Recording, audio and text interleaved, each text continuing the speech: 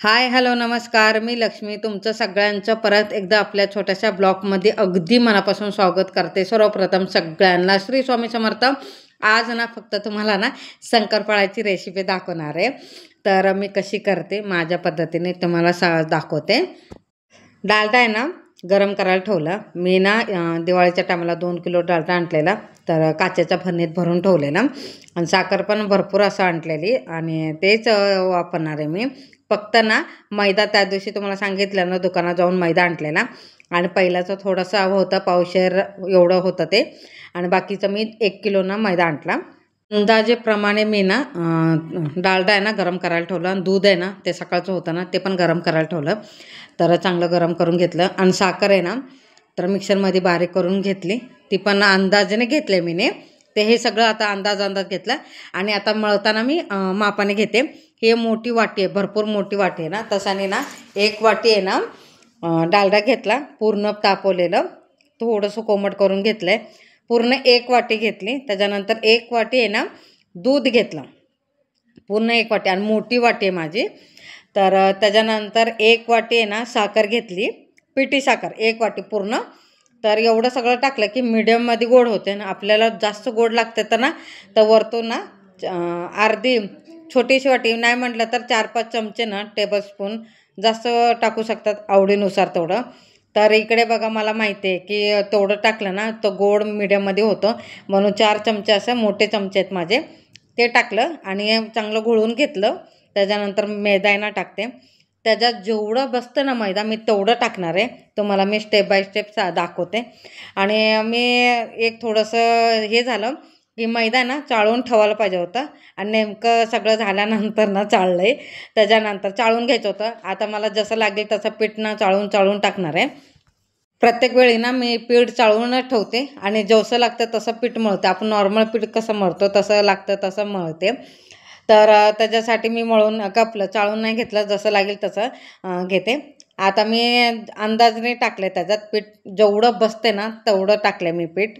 तर अजून मला कमी पडणार आहे, मग अजून थोडं थोडं थोडं असं वाढवते. आणि असं नाही की जेवढं तूप डालडा किंवा काय घेतलं तेवढंच हे घ्यायचं मैदा, जेवढं बसेल त्याच्यात. आणि डालडाच्या जागी तुम्ही तूप पण घेऊ शकता. शक्यतो मी डालडाच वापरते सगळ्यांमध्ये. आणि इथं चांगलं मळून घेते पीठ आणि झालं की एक पाच छान मळलं आहे मी.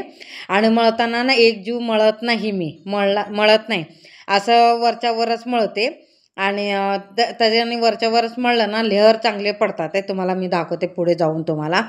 तर 5 मिनटं ठेवलेत आणि थोडंसं कडक झालं, म्हणजे जसं पाहिजे मला तसं झालं आहे. 5च मिनटं ठेवायचं, जास्त ठेवायचं नाही. मळून आणि नाही ठेवलं तरी चालते, मळून मळल्या केलं तरी चालते. आणि मळताना ना असं एकजीव मळतात ना, मी तसं मळत नाही, एकजीव नाही, वरच्यावरच हलक्या हातानेच मळून घेते. म्हणजे हलक्या हाताने मळून घेतलं ना तर म्हणजे फिरवते असं. तर त्याला कसं माहिती का, शंकरपाळ्याला लेहर चांगले सुटतात, म्हणून एकजीव करत नाही मी. आणि इथं बघा मी एक स्टेप मी करून घेते आणि तोपर्यंत इथं तेल तापवायला ठेवते. एक मोठी कढई घेतली, त्याच्यात पूर्ण 1 किलो तेल टाकलं. का एवढं टाकलं, कारण की ना कमी टाकले ना शंकरपाळ्या फुटतात आणि म्हणजे सगळं फुटून जातात, त्याच्यासाठी जास्त तेल टाकते मी. तर मग तिथं तेल गरम होते आणि मंद आचेवर, म्हणजे किती मिडियममध्ये ठेवले चांगलं तेल तापेपर्यंत, आणि इथं सगळे लाटून घेते. आणि लाटताना ना एकदम पातळ लाटत नाही, एकदम जाडच्या जाड ठेवते.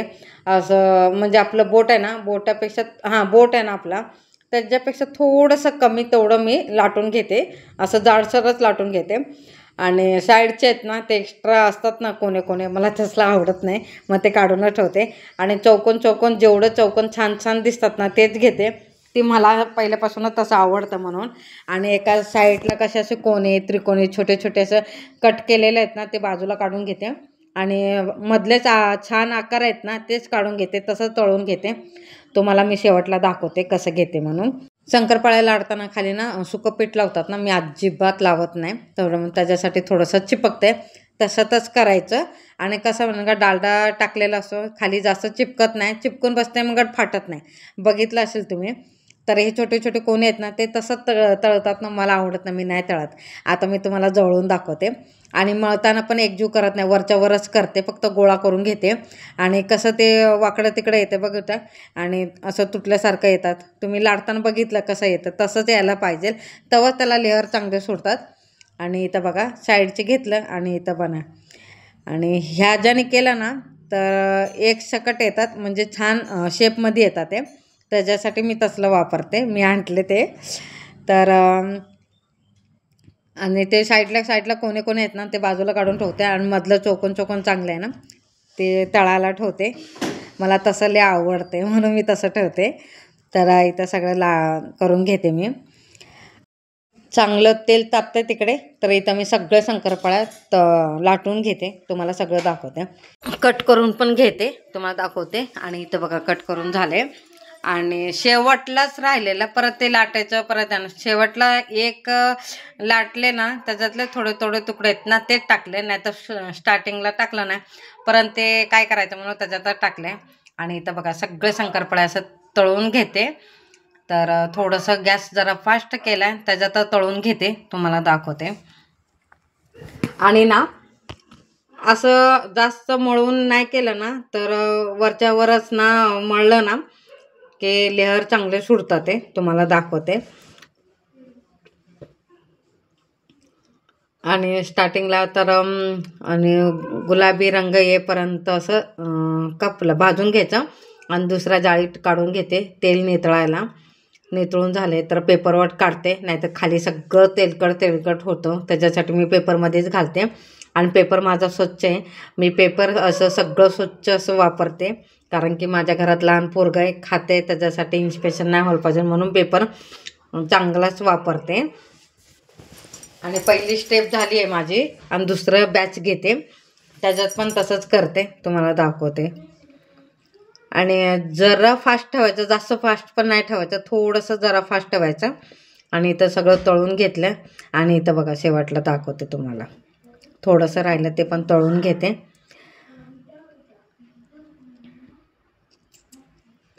तर थोडं टाकते, एकदमच त्या कढईत तेल किती तेल डीप होते जेवढं तेवढंच टाकते शंकरपाळ्या, नाही तुम्ही मला भरपूर टाकते, भरपूर नाही टाकत, थोडं टाकते मी.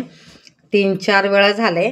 तर हे 1 किलोच्या दरम्यान, 1 किलोच्या थोडंसं वरती झालं, एवढं झालेत शंकरपाळ्या. हे बघा लेअर तर खूप छान सुटले. तुम्हाला मी सगळं तळून झालं ना की जवळून दाखवते तुम्हाला. इथं सगळं तळून घेते, हे बघा.